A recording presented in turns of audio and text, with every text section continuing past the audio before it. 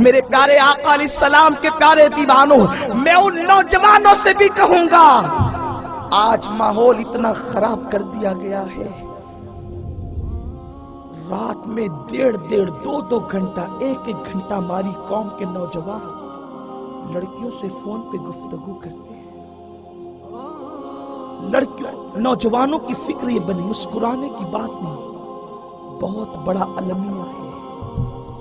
جو قوم کل تک کے قوم کی بچیوں کی حفاظت کے لیے جان دیتی تھی، آج اس قوم کی بے غیرتی کا عالم یہ ہے کہ اپنی قوم کی بیٹیوں کو پٹا رہے ہیں زنا کے لیے، پھر اس کو افیئر اور محبت کا نام دے رہے ہیں۔ محبت میں زنا نہیں ہوتے، محبت میں تو آبرو کی تحفظ کے لیے جان دی جاتی ہے۔ یہ کون سی محبت ہے جو زنا کی طرف لے جا رہی ہے؟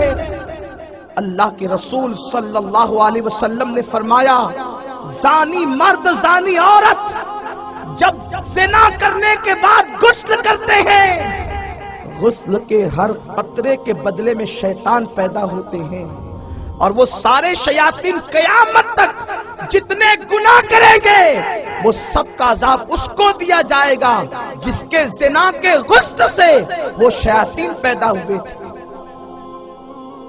ماں، بوڑھی ماں انتظار کر رہی ہے، میرا جوان بیٹا گھر آئے گا، میری خیریت تو پوچھے گا، لیکن جو 2 گھنٹے تک فون پر اپنی محبوبہ کو مناتا رہا، اس کے ساتھ وعدہ کرتا رہا، وہ اپنی ماں کی خیریت پوچھنے کے لیے 2 سیکنڈ کا وقت بھی نہیں نکال سکتا۔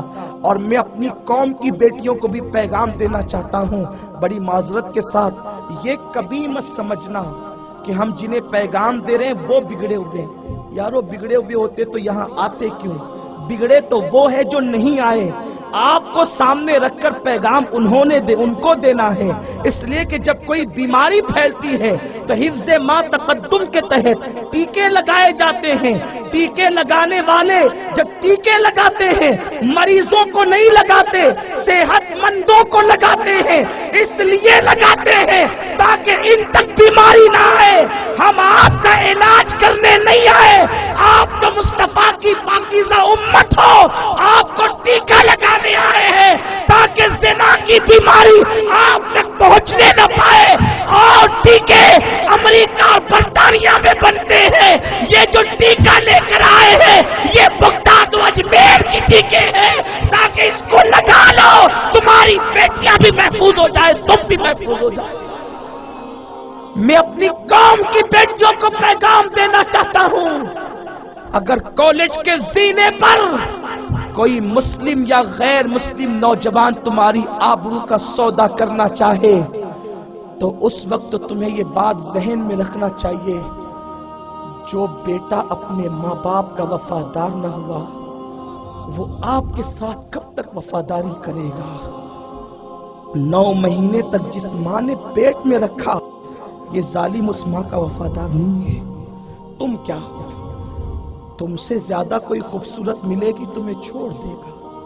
آج تو نوجوان لڑکوں کا حال بالکل بھوروں کی طرح ہے، جیسے بھورا گلشن میں گلاب کو کھلتا ہوا دیکھتا ہے، تر گلاب پہ بیٹھتا ہے، اس کا رس چوس لیتا ہے، بیچارہ گل سمجھتا ہے کتنا پیار ہے اس کو مجھ سے، لیکن اسے تو گل سے پیار نہیں، گل کے رس سے پیار ہے۔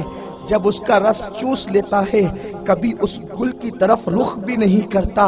آج کے ہوا پرست نفس پرست مردوں کا حال یہی ہے کہ اللہ اکبر، وہ عورتوں کی عصمت لے لیتے ہیں، ان کا شباب لے لیتے ہیں، اس کے بعد دوبارہ ادھر رخ بھی نہیں کرتے۔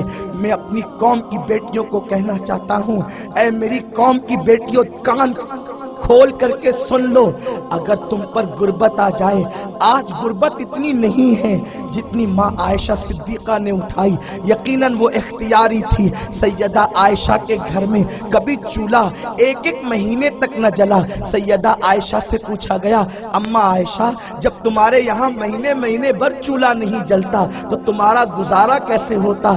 اماں عائشہ کہتی، 2 کالی چیزوں پہ ہم گزارا کرتے ہیں، ایک تو پانی ہے، دوسرا खजूर है, इसी पर गुजारा होता है। और एक बात मुझे सैयदा फातिमा सैयदाए कायनात की याद आती है, मेरी कौम की बेटियों को बस पैगाम मिल जाए और तुम्हें भी मिल जाए। आज तिजोरियों से जो है वो तिजोरियां कपड़ों से भरी हुई है, हर गरीब से गरीब आदमी कम से कम एक मर्तबा पेट भरकर तो खाना खा रहा है, और उतना काफी है इंसान की जिंदगी के लिए।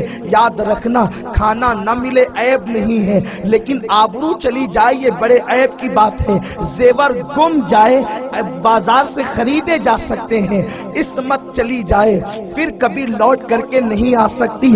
याद रखे, मेरे रसूल ने एक मुस्लिम बेटी की इज्जत को काबे से बुलंद कर दिया है।